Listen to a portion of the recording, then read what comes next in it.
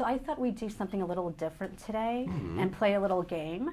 I took a few quotes from the film, and tell me if you agree or disagree and why.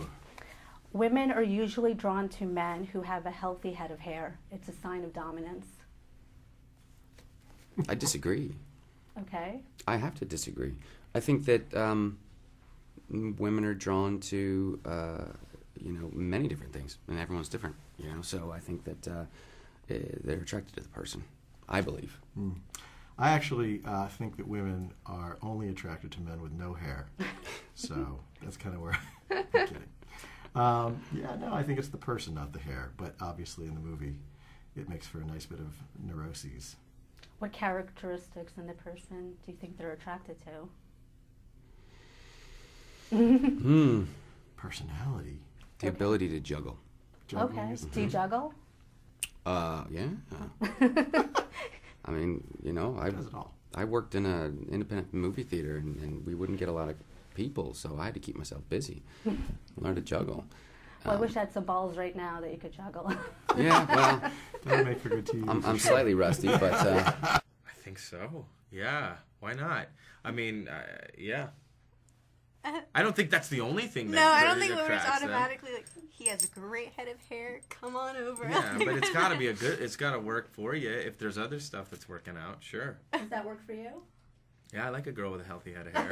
Yeah. This one I'm going to paraphrase, but it's about the puddle test. When the girl falls in, the good girl will laugh, and the one you're supposed to be with will drag you into the puddle. True or false? Agree, disagree? Yeah, I mean, it's just a theory. I think guys are, they always have their own sort of theories about, what makes for the right partner. And that happens to be Kenny Wormald's character, Pete's theory. I think there's some truth to it. I mean, I think men are ultimately looking for someone who's fun-loving. I mean, I'm generalizing, obviously. But me personally, that's an important thing. I'd probably fall in the puddle first, so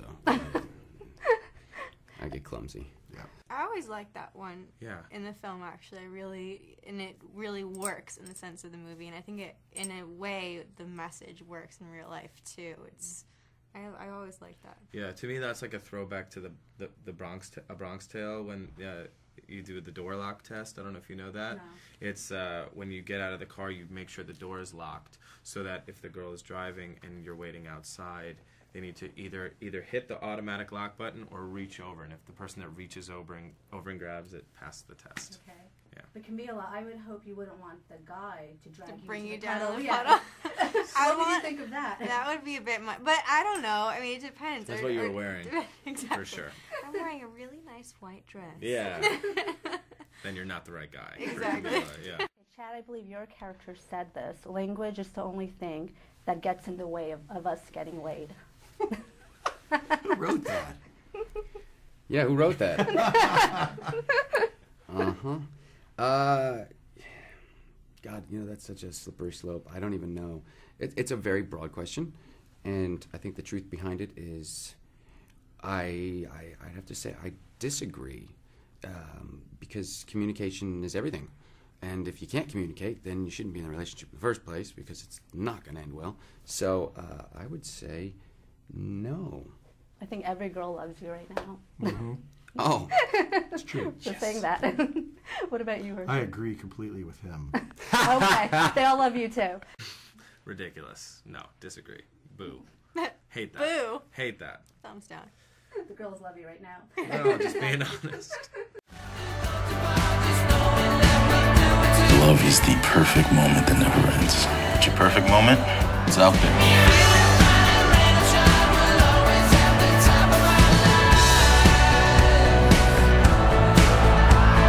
Finding the one is a false concept. We were just fulfilling our primal needs like cavemen. And then the last one is, love is the perfect moment that never ends. I agree completely with that.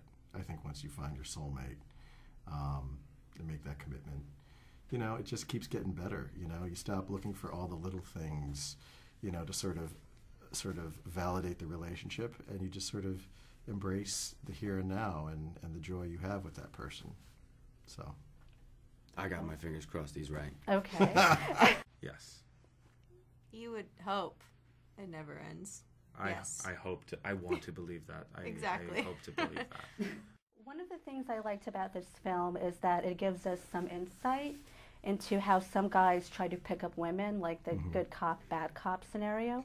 What's the craziest or weirdest strategy that maybe either of you or your friends have used to pick up women? My buddy does the exact opposite. A buddy of mine will walk up to a beautiful, just 6 foot tall model, and he'll look at her and just go, if you were 3 inches taller, perfect. And he walks away. Or he'll smell her hair and then just toss it in her face and then walk away. And it's just so abrupt and they're so not used to it that immediately they giggle and go right to him. But my buddy's got a lot of personality. He's a charmer. That really works? For him. Okay. I wouldn't try it. Don't try that at home. God, I don't have any friends that are actually Are you the buddy? successful. Pardon me? Are you his buddy who does that? I am not. God, I would. Well, no, I don't think I ever was, even close to being that buddy. And oddly, most of my friends are really kind of unsuccessful romantically. So they don't really brag about it too much, about their exploits. I have no response to that. That's okay. Yeah. The best thing to do is just introduce yourself, give them your name, and have a chat. What's the weirdest pickup line or strategy that maybe Camila, someone has used on you, or Skylar, that you or your real life guy friends have used? I do not like lines.